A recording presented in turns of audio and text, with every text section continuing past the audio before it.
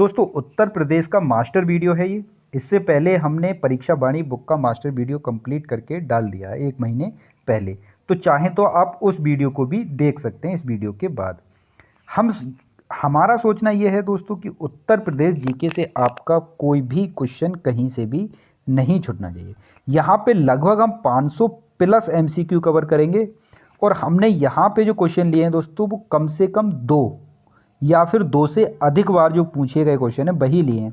ऐसा कोई क्वेश्चन नहीं लिया है कि जो सिर्फ एक बार आया हो या फिर जिसके आने की संभावना हो, यानी कि संभावना पे बना हुआ क्वेश्चन उठाया ही नहीं है।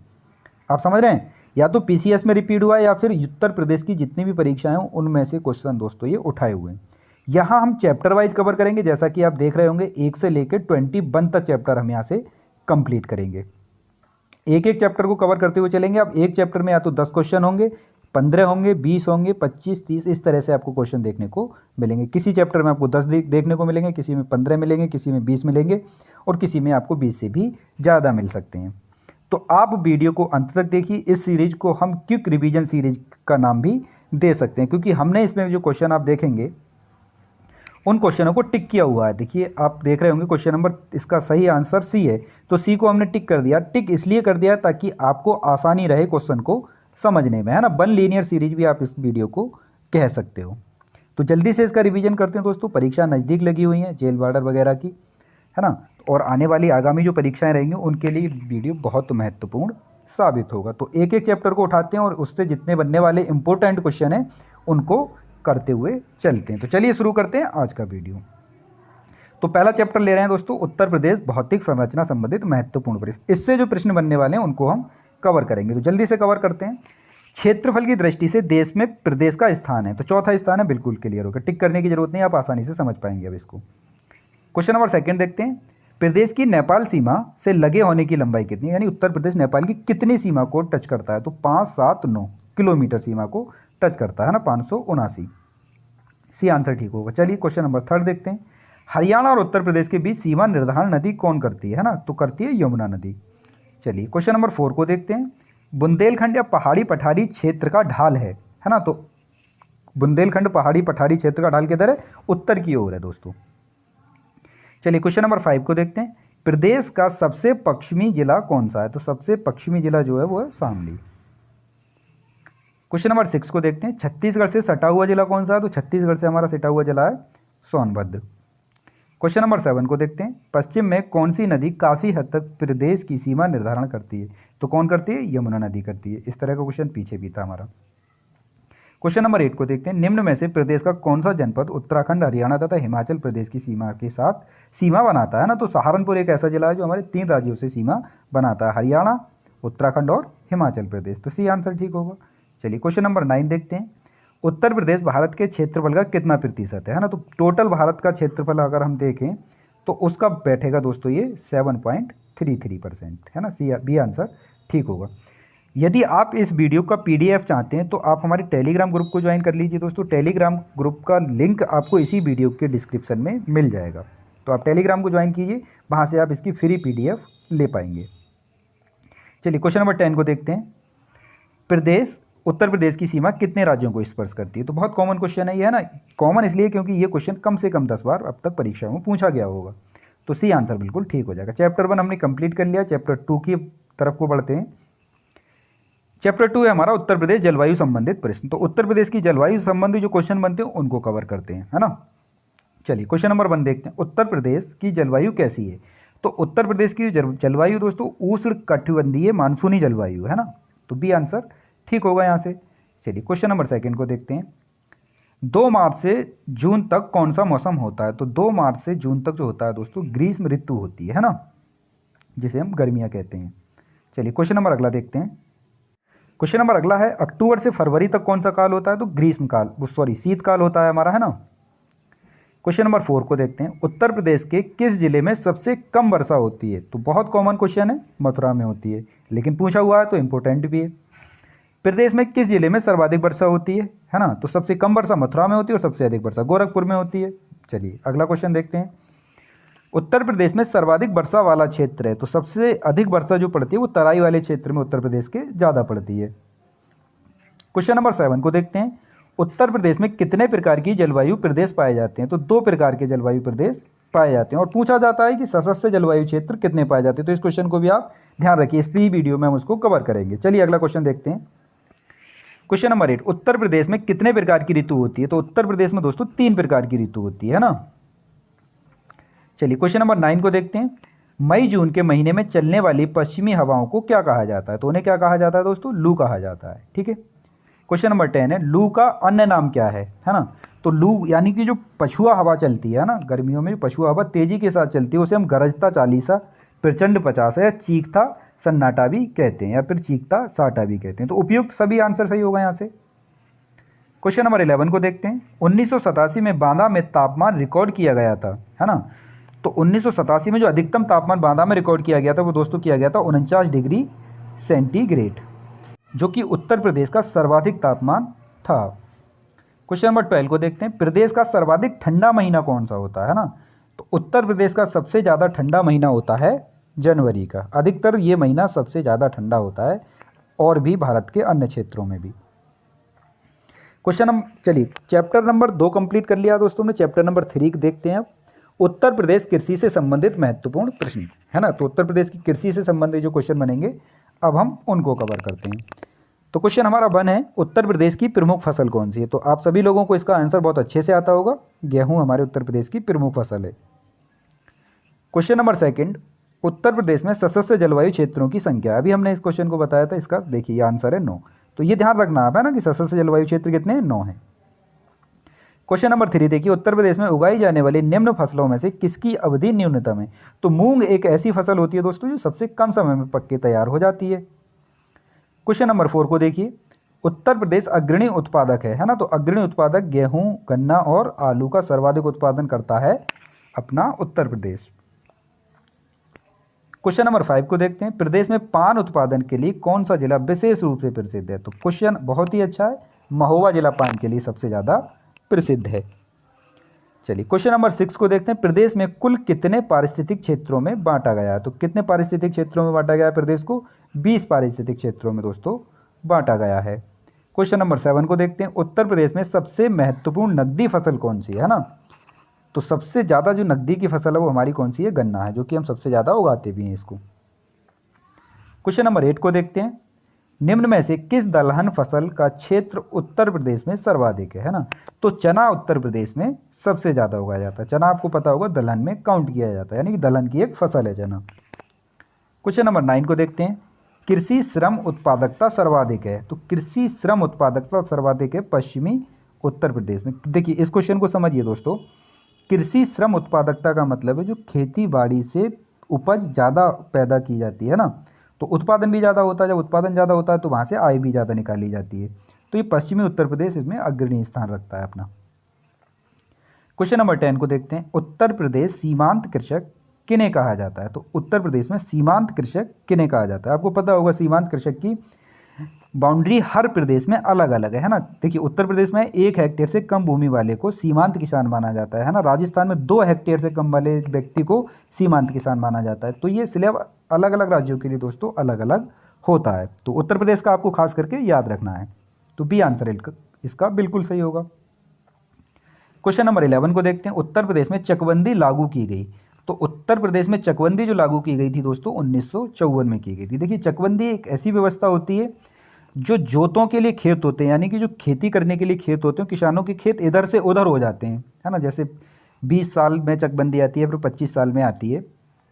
तो क्या होता है, उन जोतों को इकट्ठा कर दिया जाता है। जैसे आपका एक खेत यहाँ पर है, एक खेत 200 मीटर दूर है, एक खेत 300 मीटर दूर है, तो उन सबको इकट्ठा करके आपको एक जगह दे दिया जाता है, जिसे हम चक कहते हैं ना, कि ये चक आपका हो गया। और बाकी जो ज़मीन होती है, जो टुकड़ों में ज़मीन होती है, उसको इकट्ठा किया जाता है चकबंदी के तहत। और बाकी जो आप देखते होंगे कि लोग जो चक्रोड वगैरह होते हैं ज़मीनों में, है ना, तो उनको कम कर लिया जाता है या फिर उनको ख़त्म कर दिया जाता है। तो उनका भी ब्यौरा चकबंदी के तहत देखा जाता है कि कौन सा रोड या फिर कौन सा जो चक्रोट है वो प्रॉपर रूप से बना हुआ है या फिर नहीं है। तो ये सब काम होते हैं दोस्तों चकबंदी के तहत, जो कि 1954 से उत्तर प्रदेश में लागू की गई है। क्वेश्चन नंबर 12 को देखते हैं। किसान वही योजना शुरू की गई थी। तो किसान वही योजना शुरू की गई थी दोस्तों 1992 में की गई थी। क्वेश्चन नंबर 13 देखते हैं। फसल बीमा योजना शुरू की गई है। तो फसल बीमा योजना जो शुरू की गई थी दोस्तों 1983-84 से चल रही है ये। कुछ क्वेश्चन में आपको अगर डाउट आता है कि आपको लगे कि सर इसका आंसर ये नहीं ये होना चाहिए, तो आप हमें कमेंट्स करके ज़रूर बताइए, हम उसका निस्तारण कर देंगे। हो सकता है कि हमने किसी क्वेश्चन का बाई मिस्टेक अगर गलत टिक कर दिया हो, तो आप हमें कमेंट्स करके ज़रूर अवगत कराएं अगर ऐसा क्वेश्चन आपको कोई देखने को मिलता है, तो ये हम आपसे अपील करते हैं। चलिए चैप्टर नंबर 4 को कवर करते हैं दोस्तों। 3 चैप्टर हम कंप्लीट कर चुके हैं। चैप्टर नंबर 4 है हमारा उत्तर प्रदेश खनिज संसाधन संबंधित महत्वपूर्ण प्रश्न, है ना। तो इनको कवर करते हैं। तो खनिज संसाधन से जो बनने वाले क्वेश्चन होंगे सभी इंपॉर्टेंट क्वेश्चन को कवर करेंगे। तो पहला क्वेश्चन है, सोनभद्र में निम्न धातुओं में से कौन कौन पाई जाती हैं, सही कूट का चयन कीजिए। पीसीएस 2003 में पूछा हुआ क्वेश्चन है दोस्तों ये, है ना। तो देखिए एंडुलासाइट है, पाइराइट है और डोलोमाइट है ना। तो ये 2, 3 और 4 नंबर पे जो लिखे हुए हैं दोस्तों, आपको यहाँ से देख रहे होंगे 2, 3 और 4, ये सही क्रम में उत्तर प्रदेश के सोनभद्र में पाए जाते हैं। तो इसका सही आंसर बी वाला हो जाएगा। चलिए क्वेश्चन नंबर देखते हैं सेकंड को। राज्य में एस्बेस्टस पाए जाते हैं। तो राज्य में एस्बेस्टस कहाँ पाए जाते हैं? मिर्ज़ापुर में सबसे ज़्यादा पाया जाता है। क्वेश्चन नंबर 3 को देखते हैं। उत्तर प्रदेश में यूरेनियम उपलब्ध है। तो ललितपुर जिले में सबसे ज़्यादा यूरेनियम निकाला जाता है दोस्तों, ये आपको पता होगा। क्वेश्चन नंबर 4 को देखते हैं। निम्न में से कौन सही सुमेलित नहीं है, है ना। तो यूरेनियम झांसी से निकाला जाता है, ये बिल्कुल गलत है। बाकी सब तीनों विकल्प ठीक है ऊपर वाले। क्वेश्चन नंबर 5 को देखते हैं। उत्तर प्रदेश में पाए जाने वाले प्रमुख खनिज हैं। तो उत्तर प्रदेश में जो प्रमुख रूप से खनिज पाए जाते हैं वो रॉक फास्फेट और डोलोमाइट पाए जाते हैं। क्वेश्चन नंबर 6 को देखते हैं। निम्न में से कौन सा एक खनिज उत्तर प्रदेश में नहीं पाया जाता है? तो अभ्रक दोस्तों उत्तर प्रदेश में नहीं पाया जाता है, यानी कि ना के बराबर देखने को मिलता है। चलिए क्वेश्चन नंबर 7 को देखते हैं। चूना पत्थर से संचित राशि की दृष्टि से प्रदेश का देश में कौन सा स्थान है ना। तो ये दूसरे स्थान पर है दोस्तों उत्तर प्रदेश इसमें। चलिए क्वेश्चन नंबर 8 को देखते हैं। कोयले के भंडार की दृष्टि से उत्तर प्रदेश में देश का क्या स्थान है? तो कोयले की दृष्टि से अगर हम देखें कि उत्तर प्रदेश में कोयले के मामले में कौन से नंबर पे आता है हमारा उत्तर प्रदेश, तो आता है दोस्तों 8वें नंबर पे। जिप्सम पाया जाता है ना। तो जिप्सम जो पाया जाता है झांसी तथा हमीरपुर में सबसे ज़्यादा निकाला जाता है। चलिए क्वेश्चन नंबर देखते हैं अगला। चाइना किले पाया जाता है। तो चाइना किले दोस्तों सोनभद्र में पाया जाता है। चलिए चैप्टर नंबर 5 को देखते हैं। 4 चैप्टर हम कंप्लीट कर चुके हैं। उत्तर प्रदेश भौतिक संरचना संबंधित प्रश्न। तो उत्तर प्रदेश की जो भौतिक संरचना से क्वेश्चन बनेंगे उनको हम कवर करेंगे। तो इस चैप्टर को दोस्तों हमने कंप्लीट कर लिया है। चैप्टर नंबर 1 जो था वो हमारा इसी से संबंधित था। देखिए आप क्वेश्चन भी देखेंगे तो लगभग रिपीट मिलेंगे आपको, सारे क्वेश्चन रिपीट है ना। तो चैप्टर नंबर 6 की तरफ को हम चलते हैं। चैप्टर 6 है हमारा उत्तर प्रदेश वन्य संपदा। तो उत्तर प्रदेश की वन्य संपदा से संबंधित जो क्वेश्चन बनेंगे उनको हम कवर करते हैं। तो क्वेश्चन 1 देखते हैं। निम्न वृक्षों में से कौन सा वृक्ष पर्यावरण संकट उत्पन्न करता है ना। तो पर्यावरण है ना, इसे पर्यावरण का आतंकवादी भी कहा जाता है। तो कौन सा वृक्ष है दोस्तों? वो यूकेलिप्टस है। चलिए क्वेश्चन नंबर देखते हैं सेकंड। राष्ट्रीय वन नीति के अनुसार देश के कुल भौगोलिक क्षेत्रफल के कितने भाग पर वन पाए जाते हैं? वन पाए नहीं जाते हैं, वन चाहिए। क्वेश्चन ये है। तो कितने भाग पर वन चाहिए दोस्तों? 33% भाग पर वन चाहिए। पूरी जो क्षेत्रफल है हमारे उत्तर प्रदेश के उसके कितने भाग पर वन चाहिए? 33% भाग पर वन चाहिए, यानी कि 1/3 भाग पर वन होने आवश्यक होते हैं।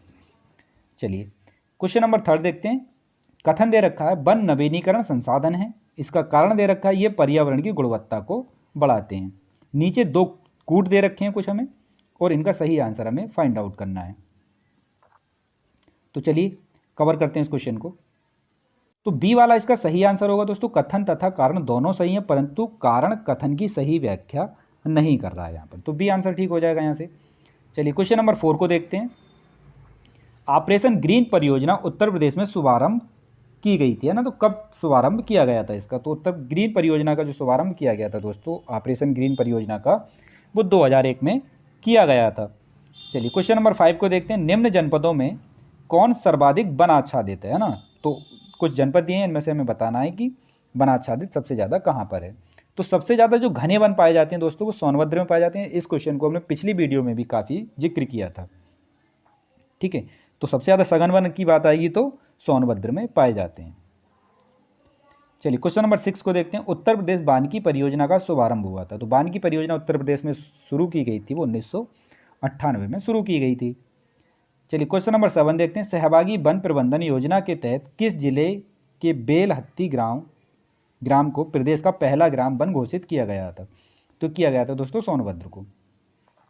क्वेश्चन नंबर 8 देखते हैं, पत्तल एवं दौने बनाए जाते हैं, है ना।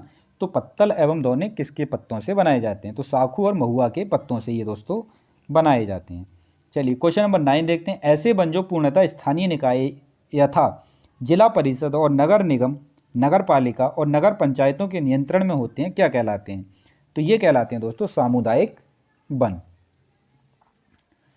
क्वेश्चन नंबर 10 देखते हैं, वृक्ष का अर्थ जल है, जल का अर्थ रोटी है, रोटी का अर्थ जीवन है, ये मूल थीम किस योजना की है ना। बेहद ही इंपॉर्टेंट क्वेश्चन है दोस्तों, आप देख लीजिए, है ना। तो ये वन महोत्सव की एक थीम है। क्वेश्चन चैप्टर नंबर देखते हैं दोस्तों 7, है ना। तो 6 चैप्टर हमने यहाँ से कवर कर लिए। चैप्टर नंबर 7 देखते हैं, उत्तर प्रदेश वन्यजीव। तो उत्तर प्रदेश के वन्यजीव से जो संबंधित क्वेश्चन बनेंगे उनको हम कवर करते हैं। चलिए क्वेश्चन नंबर देखते हैं पहला, बखीरा पक्षी विहार स्थित है। तो बखीरा पक्षी विहार है दोस्तों संत कबीर नगर में। क्वेश्चन नंबर 2 देखते हैं, नवाबगंज पक्षी विहार कहाँ पर स्थित है? तो उन्नाव में है दोस्तों ये।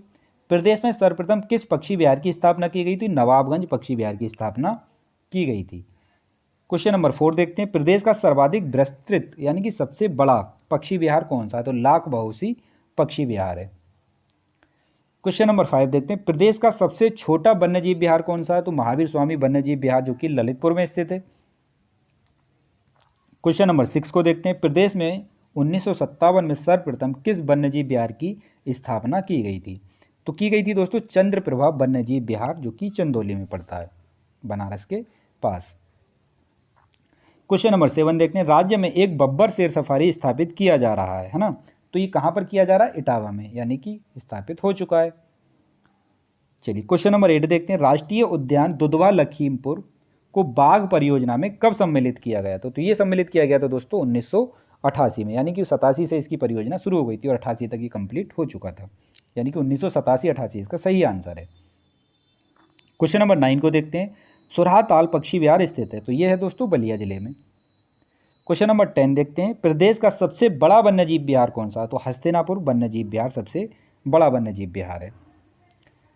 चलिए चैप्टर नंबर 8 को देखते हैं दोस्तों। चैप्टर नंबर 8 से जो बनने वाले क्वेश्चन है उनको कवर करेंगे, उत्तर प्रदेश का परिवहन तंत्र। तो क्वेश्चन नंबर पहला देखते हैं, निम्न में से किसका प्रयोग राष्ट्रीय जल मार्ग के रूप में किया जा रहा है? तो बहुत कॉमन क्वेश्चन है ये, आपने सुना भी होगा 1-2 बार, इलाहाबाद एवं हल्दिया के मध्य गंगा का, है ना। इसका हम राष्ट्रीय जल मार्ग के रूप में प्रयोग कर रहे हैं जो कि इलाहाबाद से हल्दिया तक बना हुआ है। चलिए क्वेश्चन नंबर 2 को देखते हैं, लखनऊ योजना संबंधित है ना। तो लखनऊ योजना किसके विकास से संबंधित है? तो ये सड़कों के विकास से संबंधित योजना है दोस्तों। क्वेश्चन नंबर 3 को देखते हैं, पूर्व पश्चिम तथा उत्तर दक्षिण कॉरिडोरों को एक दूसरे से मिलने का स्थान है ना। तो ये भी अच्छा क्वेश्चन है, ये झांसी में मिलते हैं। क्वेश्चन नंबर 4 को देखते हैं, निम्न में से जीटी रोड कहाँ से नहीं गुजरती है? तो इन जो दिए हुए जिले हैं इनमें से हमें बताना है। तो अलीगढ़ से दोस्तों ये नहीं गुजरता है जीटी रोड। चलिए क्वेश्चन नंबर 5 देखते हैं, निम्न में से कौन राष्ट्रीय राजमार्ग संख्या 3 से नहीं जुड़ा है? तो भोपाल दोस्तों, है ना, नेशनल हाईवे 3 से नहीं जुड़ा है। क्वेश्चन नंबर 6 को देखते हैं, उत्तर प्रदेश से शुरू होने वाले सबसे लंबा राष्ट्रीय राजमार्ग स्थित है ना। तो उत्तर प्रदेश से शुरू होने वाले सबसे लंबे राष्ट्रीय राजमार्ग का नाम बताना है आपको। तो नेशनल हाईवे 7 है दोस्तों वो। चलिए क्वेश्चन नंबर 7 को देखते हैं, ताज अंतर्राष्ट्रीय हवाई अड्डे का निर्माण कहाँ किया जा रहा है? तो ये कहाँ किया जा रहा है? ताज यानी कि नाम से ही पता चल गया, ताज यानी कि ताजमहल, ताजमहल मतलब आगरा। क्वेश्चन नंबर 8 को देखते हैं, यमुना एक्सप्रेसवे किनके बीच है? तो यमुना एक्सप्रेसवे कहाँ है? तो जहाँ पे यमुना बहती है वहीं पे यमुना एक्सप्रेसवे भी होगा, है ना। तो आगरा और ग्रेटर नोएडा के बीच में यमुना एक्सप्रेस बना हुआ है। चलिए क्वेश्चन नंबर 9 को देखते हैं, देश का तीसरा रेल कोच फैक्ट्री स्थापित किया गया है। तो कहाँ पे किया गया है दोस्तों? ये रायबरेली में किया गया है।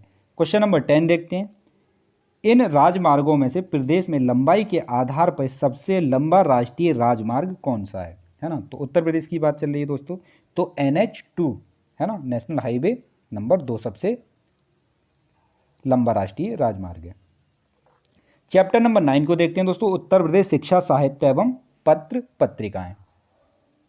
चलिए क्वेश्चन नंबर 1 देखते हैं दोस्तों, उत्तर प्रदेश का प्रथम मुक्त विश्वविद्यालय स्थित है। तो तो उत्तर प्रदेश का पहला मुक्त विश्वविद्यालय स्थित है दोस्तों इलाहाबाद, है ना। तो कहाँ पे स्थित है? ये इलाहाबाद में। क्वेश्चन नंबर सेकंड देखते हैं, बनारस हिंदू विश्वविद्यालय का शिलान्यास किसने किया? तो ये किया था मदन मोहन मालवीय जी ने 1886 में। क्वेश्चन नंबर 3 देखते हैं, पंडित दीनदयाल उपाध्याय पशु चिकित्सा विश्वविद्यालय कहाँ पर है? तो ये है दोस्तों मथुरा में स्थित। क्वेश्चन नंबर 4 देखते हैं, उत्तर प्रदेश में केंद्रीय कृषि विश्वविद्यालय की स्थापना की गई है। तो कहाँ पे की गई है दोस्तों? ये झांसी में। क्वेश्चन नंबर 5 को देखते हैं, कल्प योजना संबंधित है। तो कल्प योजना दोस्तों प्राथमिक शिक्षा से संबंधित एक योजना है। क्वेश्चन नंबर 6 को देखते हैं, प्रथम विकलांग विश्वविद्यालय स्थापित किया गया है। तो विकलांगों के लिए जो विश्वविद्यालय स्थापित किया गया है चित्रकूट में दोस्तों। क्वेश्चन नंबर 7, अति लोकप्रिय धार्मिक पत्रिका कल्याण प्रकाशित होती है। तो कहाँ से प्रकाशित होती है? ये गोरखपुर से। क्वेश्चन नंबर 8 को देखते हैं, उत्तर प्रदेश में राजकीय मेडिकल कॉलेज की स्थापना की जा रही है। तो कहाँ पे की जा रही है? 2 राजकीय मेडिकल कॉलेजों की स्थापना जो कि बिल्कुल नए हैं, बदायूं तथा जौनपुर में। चलिए क्वेश्चन नंबर 9 को देखते हैं, उत्तर प्रदेश में उर्दू प्रशिक्षण एवं अनुसंधान केंद्र स्थित है। तो ये लखनऊ में स्थित है।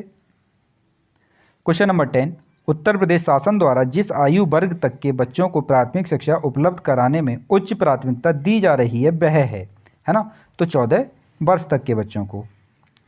क्वेश्चन नंबर 11 को देखते हैं, उत्तर प्रदेश में विश्व भारती पुरस्कार प्रदान किया जाता है ना। तो ये किया जाता है संस्कृत संस्थान द्वारा, है ना, संस्कृत विश्वविद्यालय द्वारा। क्वेश्चन नंबर 12 को देखते हैं, निजी क्षेत्र के उस विश्वविद्यालय को चिन्हित कीजिए जो उसके सापेक्ष दिखाए गए स्थान से सुमेलित नहीं है। तो एमएटी विश्वविद्यालय गाजियाबाद में दोस्तों स्थित नहीं है। बाकी सब आंसर हमारे सही हैं। क्वेश्चन नंबर 13 देखते हैं, विद्या वाहिनी परियोजना निम्न में से किस पर बल देती है? तो विद्या वाहिनी परियोजना जो लाई गई थी दोस्तों कंप्यूटर शिक्षा के लिए लाई गई थी।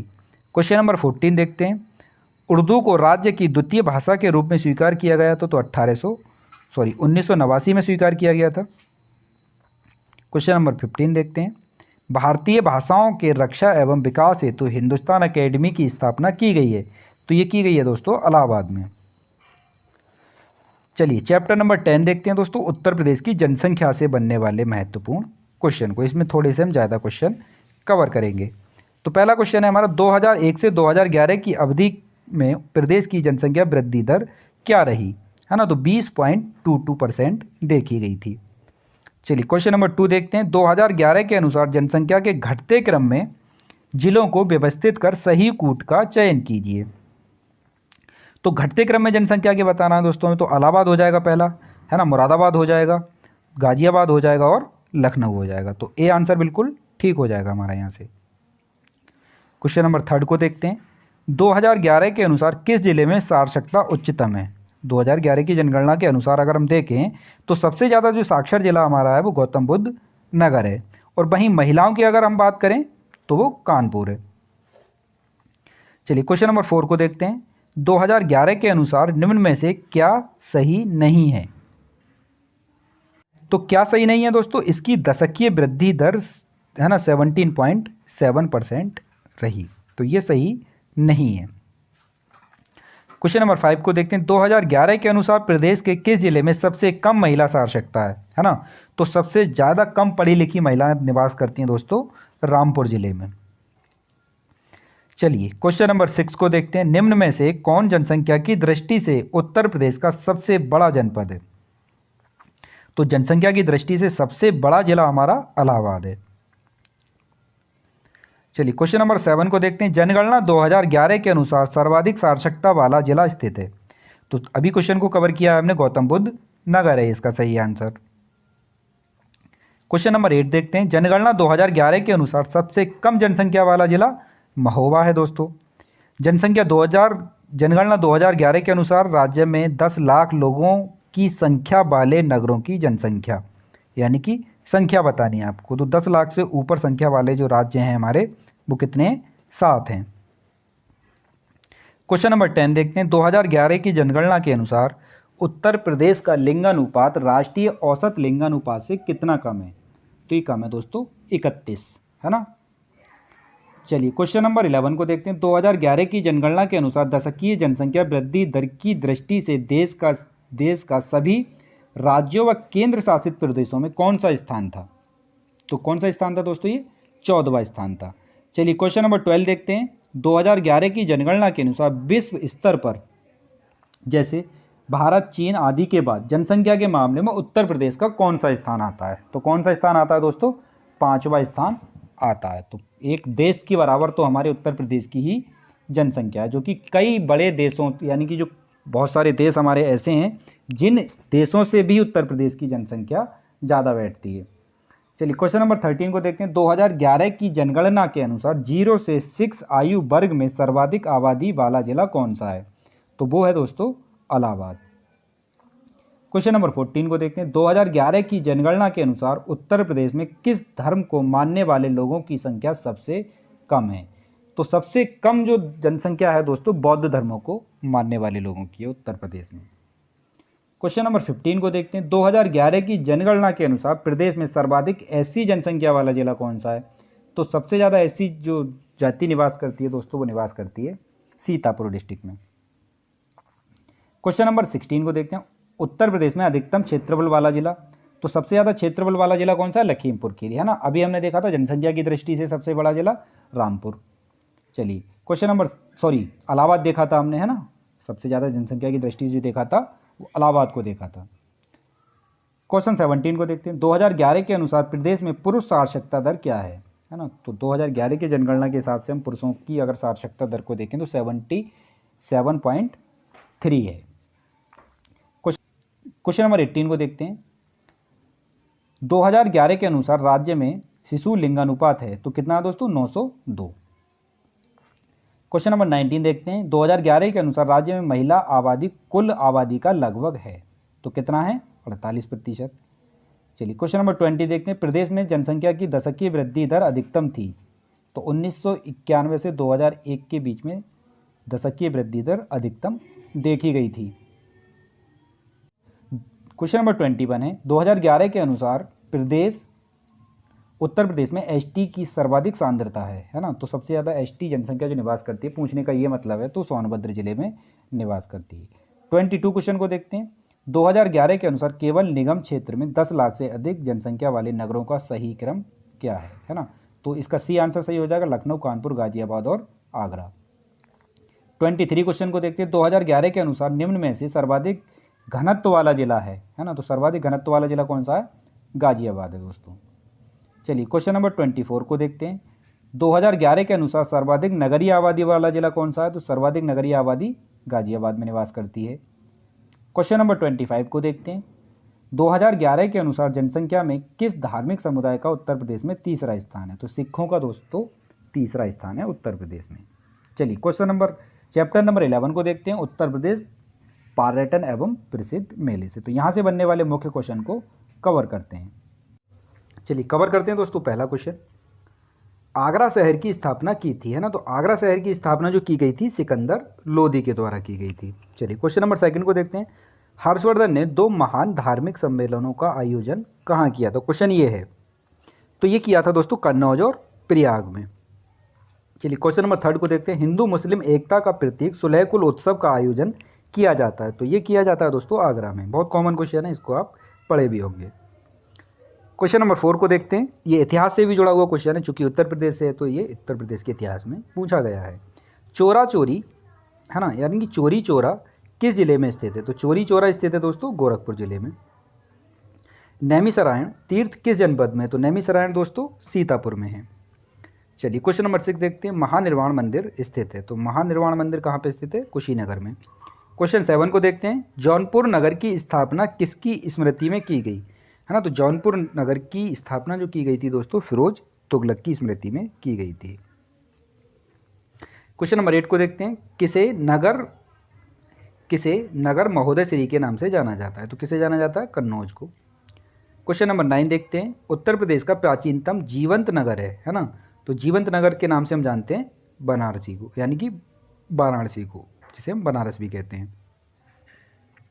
क्वेश्चन 10 देखते हैं। प्रतिवर्ष प्रसिद्ध सूफी संत हाजी वारिस अली शाह की मज़ार पर मेला लगता है तो ये कहाँ पे लगता है ना। तो ये लगता है देवा शरीफ में। चलिए क्वेश्चन नंबर 11 को देखते हैं। उत्तर प्रदेश में जैन एवं बौद्ध दोनों का प्रसिद्ध तीर्थ, है ना, कहाँ पर है? तो ये है दोस्तों कौशाम्बी जिले में। क्वेश्चन नंबर 12 को देखते हैं। प्राचीन स्थल जहाँ 60,000 मुनियों ने सभा के संपूर्ण महाभारत का वाचन किया था, तो ये कहाँ किया था? नैमिषारण्य यानी कि सीतापुर में। भी इस क्वेश्चन को हमने डिस्कस किया है। क्वेश्चन 13 देखते हैं। किस नगर को भारत का सिराज कहा जाता है? तो भारत का सिराज जौनपुर को कहा जाता है, जो कि फिरोज तुगलक की याद में बसाया गया था। क्वेश्चन 14 देखते हैं। महर्षि वाल्मीकि आश्रम स्थापित है ना? तो कहाँ पर स्थापित है दोस्तों? ये बिठूर में है। चलिए क्वेश्चन 15 देखते हैं। उदयन वासुदेवदत्ता की कथा संबंधित है। तो वासुदेवदत्ता की कथा जो संबंधित है दोस्तों, ये कौशाम्बी से संबंधित है। सामे अवध है ना? सामे अवध किस महोत्सव का हिस्सा है? तो ये लखनऊ महोत्सव का एक हिस्सा है। क्वेश्चन 17 है। मुगल कालीन वैभव के दर्शन होते हैं। तो मुगल कालीन वैभव के दर्शन होते हैं आगरा पर्यटन में। नौचंदी मेला कहाँ लगता है? तो ये सबको पता है, मेरठ में लगता है।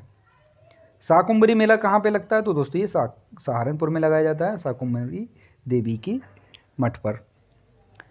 क्वेश्चन नंबर 20 को देखते हैं। कलिंजर मेला कहाँ लगता है? तो कलिंजर मेला लगता है दोस्तों बांदा में।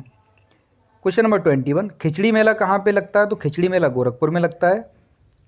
पद्मावती सती मंदिर मेला कहाँ लगता है? तो पद्मावती सती मंदिर मेला लगता है, जो मंदिर मेला लगता है वो लगता है कन्नौज में।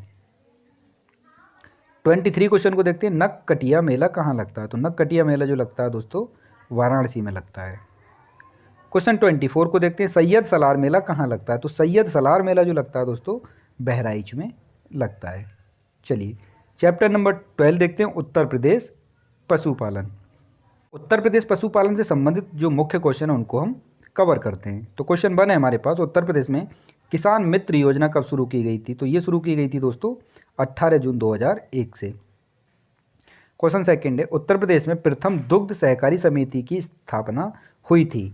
तो ये लखनऊ में हुई थी। क्वेश्चन 3 है। भूमि संरक्षण के लिए निम्न में से क्या आवश्यक नहीं है ना? तो इनमें से जो विकल्प हमें दिए हैं इनमें से हमें सही आंसर का चयन करना है। तो पर्याप्त रासायनिक खाद का प्रयोग है ना? तो देखिए क्वेश्चन ये थोड़ा सा हमको गड़बड़ लग रहा है, जरा इसको देखते हैं। तो हाँ, क्वेश्चन पूछ रहा है दोस्तों भूमि संरक्षण के लिए। तो भूमि संरक्षण की पर्याप्त रासायनिक खाद की हमें कोई भी आवश्यकता नहीं है ना? तो ये तो फसलों के लिए आवश्यक है, ठीक है ना? तो डी आंसर बिल्कुल ठीक होगा।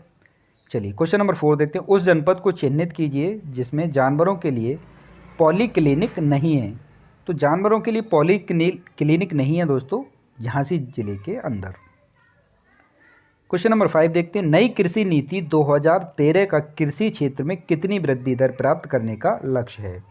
तो कितना लक्ष्य है दोस्तों? ये 5.1% है ना?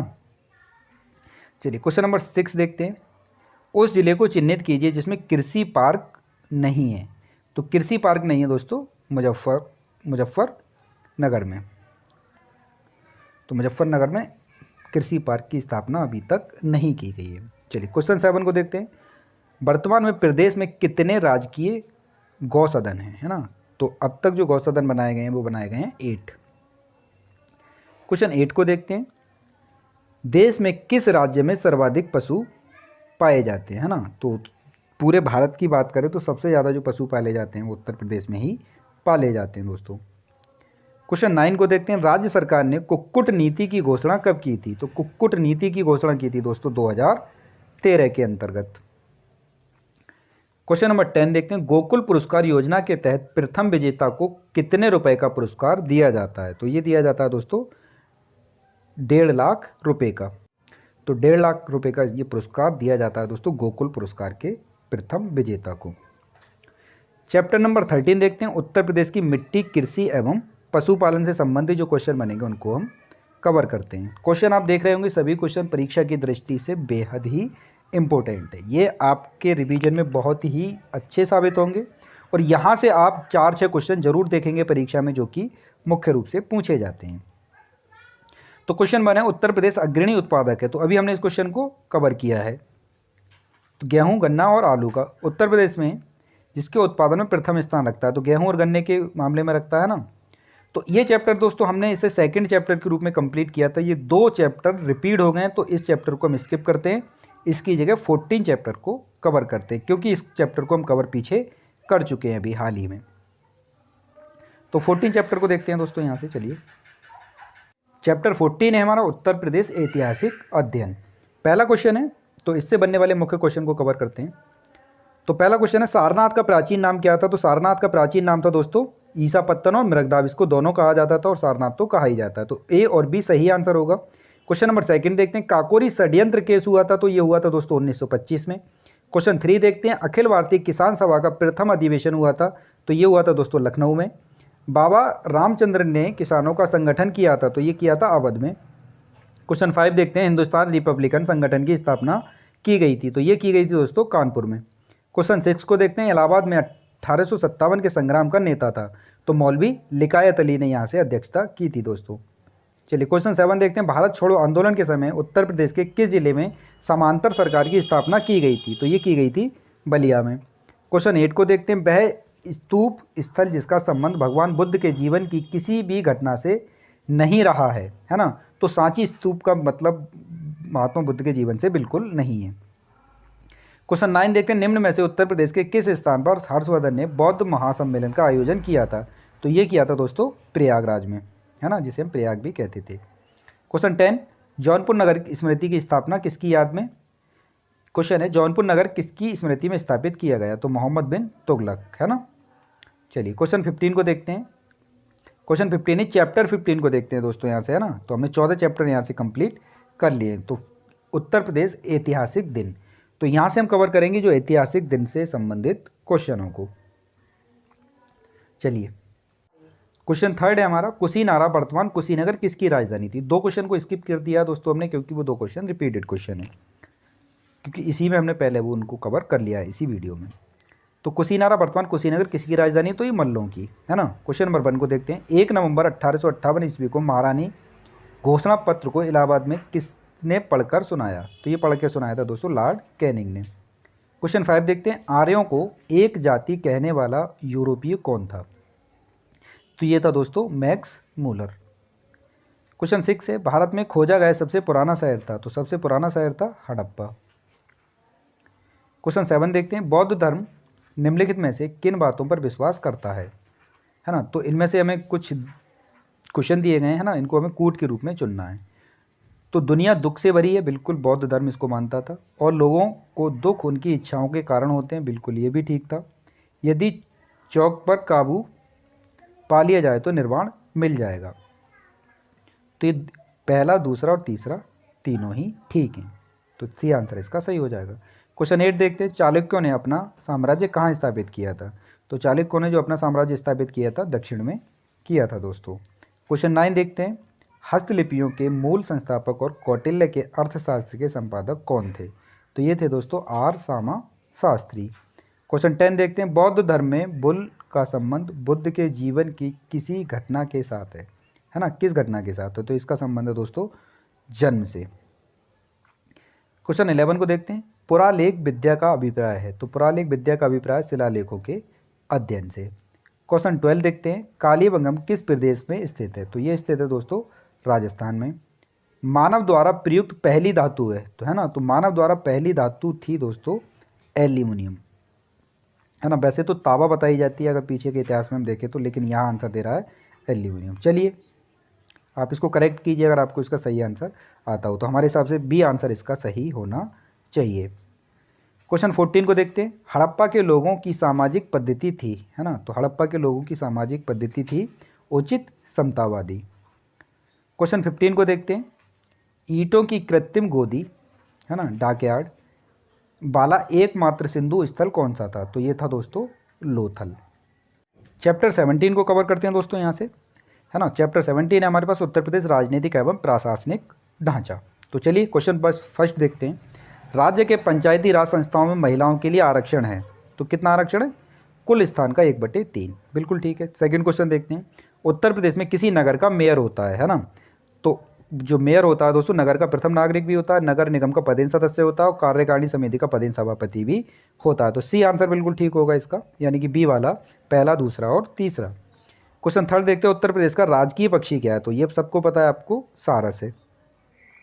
क्वेश्चन 4 देखते हैं, मुख्य मेट्रोपॉलिटन मजिस्ट्रेट है ना, तो कानपुर में है। क्वेश्चन 5 देखते हैं, पंचायत चुनाव लड़ने हेतु एक व्यक्ति की आयु होनी चाहिए? तो पंचायत चुनाव लड़ने के लिए आयु जो कितनी होनी चाहिए? 21 वर्ष होनी चाहिए। प्रदेश के नगरों में मेयर का निर्वाचन होता है सीधे नगर के निर्वाचकों द्वारा। बिल्कुल ठीक है, सी आंसर।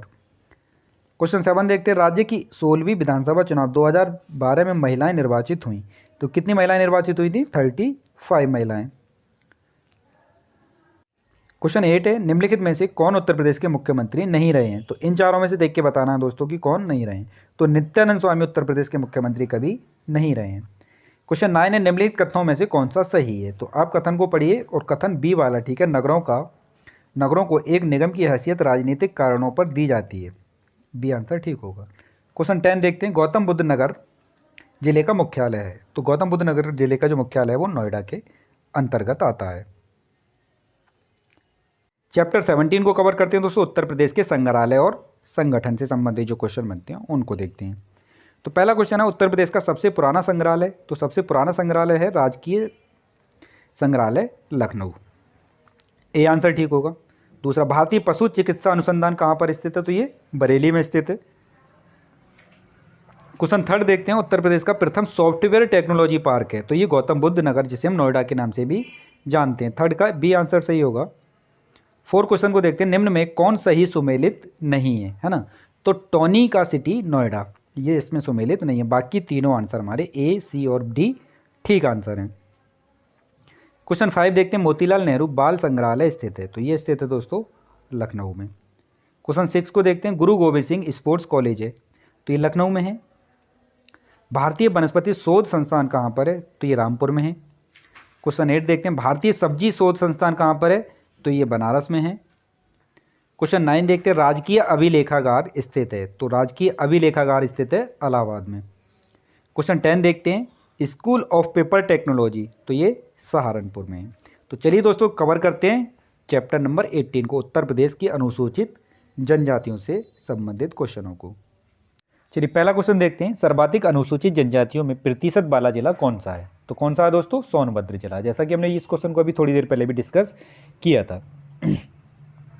क्वेश्चन 2 को देखते हैं, सर्वाधिक अनुसूचित जनजाति वाला जिला कौन सा है? तो ये सोनभद्र, रिपीट हो रहा है क्वेश्चन।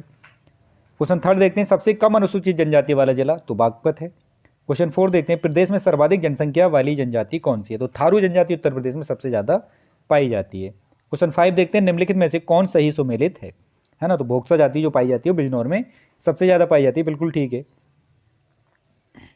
क्वेश्चन 6 को देखते हैं, केंद्र सरकार द्वारा प्रदेश की 10 जनजातियों को कब सूचीबद्धित किया गया था, है ना? तो ये किया गया था 2003 में। पहरिया जनजाति निवास करती है, तो पहरिया जनजाति निवास करती है सोनभद्र जिले में। क्वेश्चन 8 देखते हैं, निम्नलिखित में से किस जनजाति में हिंदुओं जैसा वर्ण विभाजन पाया जाता है? तो ये पाया जाता है बुक्सा जनजाति में, जिसे बॉक्सा भी कहते हैं। क्वेश्चन 9 है, निम्न में कौन लट्ठ वरवा भोज देते हैं? तो थारू जनजाति के लोग लट्ठ वरवा भोज देते हैं। क्वेश्चन 10 देखते हैं, कर्मा किस का लोक नृत्य है ना? तो कर्मा किस जनजाति का लोक नृत्य है? खरवार जनजाति का लोक नृत्य है। क्वेश्चन 11 देखते हैं, प्रदेश में किस जनजाति में दीपावली को शोक के रूप में मनाया जाता है? तो कौन सी जनजाति दीपावली को शोक के रूप में मनाती है? तो थारू जनजाति जो है दीपावली को शोक के रूप में मनाती है। क्वेश्चन 12 को देखते हैं, निम्न में कौन सही सुमेलित है? तो बोक्सा बिजनौर में पाई जाती है जाति, बिल्कुल ठीक है। क्वेश्चन 13 को देखते हैं, निम्न में से कौन सी जनजाति सर्वाधिक जनसंख्या वाली है ना? तो थारू जनजाति सबसे ज़्यादा जनसंख्या में पाई जाती है यूपी में। क्वेश्चन 14 को देखते हैं, निम्नलिखित जनजातियों में से किसकी संख्या उत्तर प्रदेश में सर्वाधिक है ना? तो थारू, बार बार वही क्वेश्चन रिपीट हो रहा है। क्वेश्चन 15 को देखते हैं, इसको हम कवर कर चुके हैं। भारत सरकार द्वारा प्रदेश में 10 नई आदिवासी जनजातियों को अनुसूचित जनजातियों के रूप में सूचीबद्धित किया गया, तो ये किया गया था 2003 में। क्वेश्चन 16 को देखते हैं, निम्नलिखित में से कौन सी अनुसूचित जनजाति बिजनौर जिले में निवास करती है? तो बोक्सा करती है, बार बार वही क्वेश्चन। 17 क्वेश्चन, निम्न जनपदों में बोक्सा जनजाति कहाँ पाई जाती है? तो बिजनौर और आगरा में सबसे ज़्यादा ये देखने को मिलती है। चलिए चैप्टर नंबर 19 देखते हैं दोस्तों, उत्तर प्रदेश शिक्षा साहित्य और पत्र पत्रिकाओं से बनने वाले क्वेश्चनों को कवर करते हैं।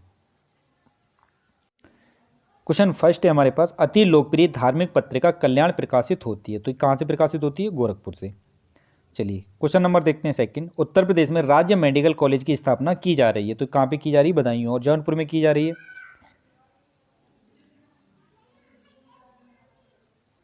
चलिए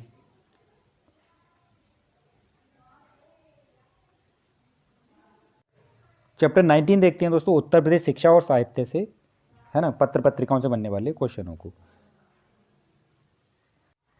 तो क्वेश्चन पहला है हमारा, अति लोकप्रिय धार्मिक पत्रिका कल्याण प्रकाशित होती है, तो कहाँ से होती है? गोरखपुर से होती है। चलिए क्वेश्चन सेकंड देखते हैं, उत्तर प्रदेश राज्य मेडिकल कॉलेज की स्थापना कहाँ की जा रही है? बदायूं और जौनपुर में की जा रही है। क्वेश्चन थर्ड देखते हैं, उत्तर प्रदेश में उर्दू प्रशिक्षण एवं अनुसंधान केंद्र अवस्थित है, तो ये कहाँ पे? लखनऊ में। क्वेश्चन फोर को देखते हैं, उत्तर प्रदेश में विश्व भारती पुरस्कार प्रदान किया जाता है, तो ये किया जाता है संस्कृत संस्थान द्वारा। क्वेश्चन फाइव को देखते हैं, उर्दू राज्य की द्वितीय भाषा के रूप में स्वीकार किया गया था, तो ये 1989 में किया गया था। ये 4-5 क्वेश्चन हम रिपीट वाले देख रहे हैं, जो कि पीछे भी हम इनको रिपीट कर चुके हैं अभी इसी वीडियो में। क्वेश्चन 6 देखते हैं, भारतीय भाषाओं की रक्षा तथा विकास हेतु हिंदुस्तान अकेडमी की स्थापना की गई थी, है ना, तो ये की गई थी इलाहाबाद में। क्वेश्चन 7 है, कन्हैया लाल मणिक लाल केंद्रीय हिंदी संस्थान स्थित है, तो ये कहाँ पे स्थित है दोस्तों? आगरा में। क्वेश्चन 8 को देखते हैं, निम्नलिखित में से कौन सा राज्य विश्वविद्यालय है? तो कौन सा राज्य विश्वविद्यालय? डॉक्टर राम मनोहर लोहिया राष्ट्रीय विश्वविद्यालय है ये। चलिए क्वेश्चन 9 देखते हैं, पूर्ण रूपेण हिंदी भाषा का पहला समाचार पत्र उद्दंड मार्तंड जो 1826 में कोलकाता में कानपुर के संपादकत्व में प्रकाशित हुआ था, इसके संपादक थे, है ना, तो पंडित जुगल किशोर मिश्र थे दोस्तों इसके संपादक।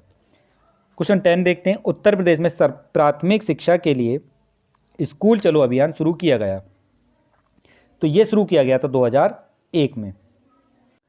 क्वेश्चन 11 को देखते हैं, उत्तर प्रदेश में राज्य सरकार के कृषि विश्वविद्यालयों की संख्या, तो उत्तर प्रदेश में कितने राज्य कृषि विश्वविद्यालय हैं? तो 4 राज्य कृषि विश्वविद्यालय हैं दोस्तों। क्वेश्चन 12 देखते हैं, उत्तर प्रदेश संस्कृत संस्थान की स्थापना हुई थी, तो कब हुई थी? 1976 में हुई थी। क्वेश्चन 13 देखते हैं, उत्तर प्रदेश उर्दू अकादमी की स्थापना की गई थी, तो 1972 में की गई थी। क्वेश्चन 14 देखते हैं, काशी विद्यापीठ के संस्थापक थे, तो काशी विद्यापीठ के संस्थापक थे बाबू शिव प्रसाद गुप्त। क्वेश्चन 15 को देखते हैं, कस्तूरबा गांधी बालिका विद्यालय योजना शुरू की गई थी, तो ये की गई थी दोस्तों 2004 में। क्वेश्चन 16 को देखते हैं, उत्तर प्रदेश में सामान्य केंद्रीय विश्वविद्यालय है ना, तो सामान्य केंद्रीय विश्वविद्यालय हैं 4। क्वेश्चन 17 को देखते हैं, प्राथमिक स्कूलों में केंद्र द्वारा पोषाहार सहायता यूनिटी कार्यक्रम शुरू किया गया, तो ये शुरू किया गया था 1995 में। क्वेश्चन 18 को देखते हैं, निम्नलिखित कथनों पर विचार कर कूट से सही उत्तर चुनिए, यूपी, है ना, तो इनको हमें सही उत्तर चुनना है।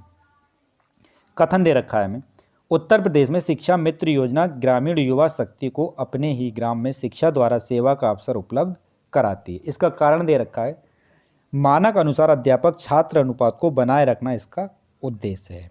तो हमारा ए आंसर यहाँ से बिल्कुल ठीक है। कथन और कारण दोनों सही हैं और कारण कथन की सही व्याख्या कर रहा है। चलिए चैप्टर देखते हैं दोस्तों 20, हमने 19 चैप्टर तक कवर कर लिए हैं। कुछ क्वेश्चन आपको रिपीटेड दिखाई दे रहे होंगे, है ना, तो कुछ चैप्टर ऐसे आ गए हैं, 1-2 क्वेश्चन बीच में। तो 20 चैप्टर से कवर करते हैं दोस्तों प्रमुख व्यक्तित्व के बारे में। यहाँ से बनने वाले मुख्य क्वेश्चनों को कवर करते हैं। तो पहला क्वेश्चन है, अमीर खुसरो का जन्म हुआ था, तो अमीर खुसरो का जो जन्म हुआ था दोस्तों कासगंज में हुआ था। चलिए क्वेश्चन सेकंड देखते हैं, गौतम बुद्ध का जन्म कहाँ हुआ था, तो ये लुम्बिनी में हुआ था। क्वेश्चन थर्ड देखते हैं, रामचंद्रिका तथा रसिक प्रिया के रचनाकार हैं, तो इसके रचनाकार हैं दोस्तों केशव प्रसाद। इसे हिंदी खड़ी बोली का जनक माना जाता है ना, तो अमीर खुसरो को माना जाता है। ये इसे ना होके किसे होना चाहिए था, चलिए कोई नहीं। क्वेश्चन 5 देखते हैं, किस कारागार में पंडित राम प्रसाद बिस्मिल को फांसी दी गई थी, है ना, तो ये दी गई थी दोस्तों गोरखपुर कारागार में। क्वेश्चन 6 देखते हैं, बुद्ध ने अपने जीवन के अंतिम वर्षा ऋतु कहाँ बिताई थी, है ना, तो कहाँ बिताई दोस्तों, कुशीनगर में। क्वेश्चन 7 है, मेजर ध्यानचंद्र का संबंध किस स्थान से है, तो मेजर ध्यानचंद्र का संबंध यूपी के इलाहाबाद से है ना, यानी कि प्रयागराज से है। क्वेश्चन 8 देखते हैं, रामचंद्र पांडुरंग इनमें से किन के बचपन का मूल नाम है ना, तो तात्या टोपे को रामचंद्र पांडुरंग के नाम से जाना जाता था। चलिए क्वेश्चन 9 देखते हैं, निजामुद्दीन औलिया का जन्म कहाँ हुआ था, तो निजामुद्दीन औलिया का जन्म हुआ था बदायूं में। क्वेश्चन 10 को देखते हैं, अबुल फजल का जन्म कहाँ हुआ था, तो अबुल फजल का जो जन्म हुआ था दोस्तों आगरा जिले में हुआ था, है ना। क्वेश्चन नंबर चैप्टर देखेंगे दोस्तों 21, जो कि हमारा लास्ट चैप्टर उत्तर प्रदेश पर्यटन से संबंधित। तो इसमें भी देखिए दोस्तों कुछ क्वेश्चन आपको रिपीटेड दिखाई दे रहे होंगे, है ना, ये 4-5 क्वेश्चन हर 2-3 चैप्टरों में रिपीट हो गए हैं। तो ये देखिए, है ना, सुलहकुल मेला भी हमने कवर कर चुके हैं, चोरी चोरा भी कवर कर चुके हैं, है ना। तो चलिए हम देखते हैं इसमें से कहाँ तक रिपीट हैं, उनको हटाते हैं। क्वेश्चन 11 से कवर करते हैं दोस्तों, संत कवि मलुकदास थे, है ना, तो ये कहाँ के थे, कड़ा कौशाम्बी के।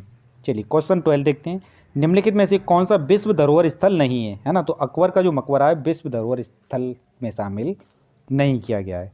चलिए क्वेश्चन देखते हैं, कौन सा उत्तर प्रदेश बौद्ध परिपथ का भाग नहीं है, तो संकिसा जो है दोस्तों बौद्ध परिपथ का भाग नहीं काउंट होता है। क्वेश्चन 14 है, लॉर्ड कार्नवालिस की कब्र स्थित है, तो लॉर्ड कार्नवालिस की कब्र गाजीपुर जिले में स्थित है उत्तर प्रदेश के। महोदया किसका पुराना नाम है, तो कन्नौज को कहते थे, महोदय श्री भी कहते हैं हम इसको, है ना। क्वेश्चन 16 देखते हैं, बेगम समरू ने एक अति प्रसिद्ध चर्च का निर्माण कराया था, तो कहाँ पे कराया था, ये सरदाना में कराया था। क्वेश्चन 17 देखते हैं, निम्न में से किस जनपद में कलिंजर किला स्थित है, तो ये बांदा में, ये रिपीट है थोड़ा क्वेश्चन हमारा। चलिए क्वेश्चन 18 देखते हैं, इलाहाबाद स्थित अल्फ्रेड पार्क का नाम पुनः नामकरण किया गया, तो इसका नाम क्या रख दिया गया, चंद्रशेखर आज़ाद के नाम पर रख दिया गया, चंद्रशेखर आज़ाद पार्क के नाम से अब इसे जाना जाएगा।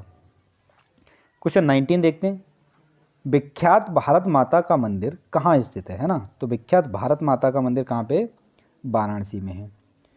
क्वेश्चन 20 देखते हैं, कालपी नगर किस नदी के तट पर स्थित है, तो कहाँ पे स्थित है दोस्तों, ये यमुना नदी के तट पर स्थित है। तो हमने यहाँ से दोस्तों चैप्टर कंप्लीट किए हैं 21। एक चैप्टर को हमने इसमें छोड़ दिया था क्योंकि वो रिपीट था, तो टोटल चैप्टर हमने जो कंप्लीट किए हैं वो 20 चैप्टर कंप्लीट किए हैं। किसी चैप्टर में आपने 10, किसी में 15 और किसी में 25 क्वेश्चन भी देखें, तो औसत हम अगर 15 क्वेश्चन भी मान के चलें तो 300 क्वेश्चन लगभग हमने इसमें कवर किए हैं, यानी कि 300 प्लस क्वेश्चन ही हमने इसमें कवर किए। आशा करते हैं दोस्तों ये सभी क्वेश्चन आपको परीक्षा के टाइम में बहुत लाभ पहुँचाएंगे। वीडियो अच्छा लगा है तो इसे शेयर कर दीजिए। अगर आप चैनल पर नए हैं तो आप हमारे साथ चैनल को सब्सक्राइब करके जुड़ सकते हैं। मिलते हैं दोस्तों अगली वीडियो में, तब तक के लिए जय हिंद, जय भारत।